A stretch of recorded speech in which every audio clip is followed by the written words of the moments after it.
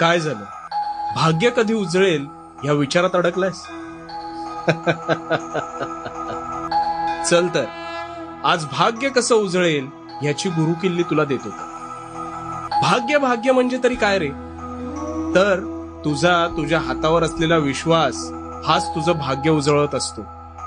तुला प्राप्त झालेला हा मानव जन्म हेच तुझे अहोभाग्य. आता हेच तू विसरतोस, कारण हातावरच्या रेषा हे भाग्य ठरवत नसतात. आणि तसं असतं तर ज्यांना हात नाहीत त्यांनी भाग्य कशात मोजावं बरं? त्यामुळे कायम लक्षात ठेव, भाग्य हे तुझ्या हाताच्या ताकदीपेक्षा तुझ्या सुदृढ मनाच्या शक्तीवर अधिक अवलंबून. कारण सगळ्या गोष्टींची सुरुवात आधी तुझ्या मानसिक विचारसरणीतूनच होते. तुझे मन हा तुझ्या शरीराचा आत्मा आहे.